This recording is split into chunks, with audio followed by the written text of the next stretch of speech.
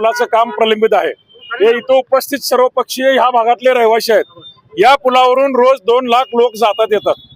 या भागातला पूर्ण हा सोलापूर शहराला कट असणारा हा ब्रिज आम्ही पर्याय सुचवले। खासदारांच्या नेतृत्वाखाली आयुक्त साहेब असतील, पोलीस आयुक्त साहेब असतील, DRM साहेब असतील, त्यांच्याकडे मिटिंग झाली। पर्यायी मार्ग सुचवलेत।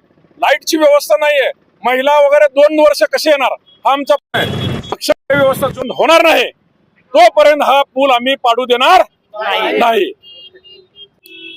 भैया चौक ते मरे चौक ह्या पुलावरील जी वाहतूक आहे ती रहदारी बंद करण्यात येणार आहे।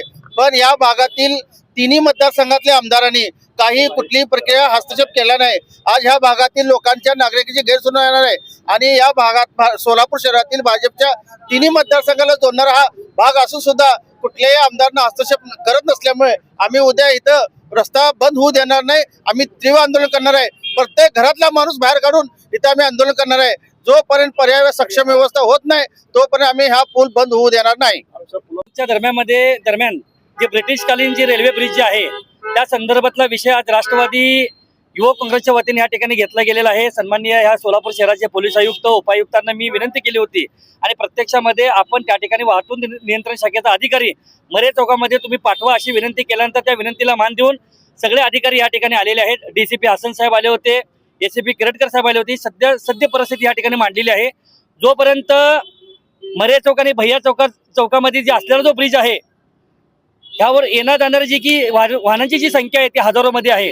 जोपर्यंत सक्षम पर्यायी व्यवस्था विशेषतः म्हणजे लक्ष्मी चाळकडे जाणारा रस्ता आहे आणि इकडे 54 मीटरकडे जाणारा रस्ता जो आहे म्हणजे दमानीनगर शेट्टीनगरकडे या ठिकाणी जोपर्यंत सक्षम पर्यायी व्यवस्था तुम्ही करत नाही तोपर्यंत राष्ट्रवादी युवक काँग्रेसच्या वतीने आम्ही ह्या ठिकाणी ब्रिज पाडू देणार नाही।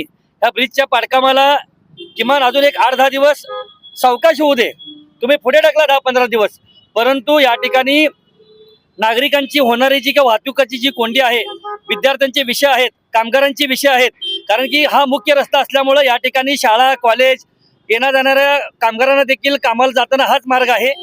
जोपर्यंत सक्षम पर्यायी व्यवस्था माननीय सोलापूर महानगरपालिकेचे आयुक्त, उपायुक्त, वाहतूक नियंत्रण शाखा हे सगळ्यांनी जबाबदारी घेऊन सक्षम पर्यायी व्यवस्था करावी अशी आमची विनंती आहे। जर ती विनंती स्वीकारली नाही तर आम्ही सत्ताधारी पक्षातले देखील सगळे आम्ही पदाधिकारी रस्त्यावर उतरू आणि हे मात्र पूल आम्ही पाडू देणार नाही।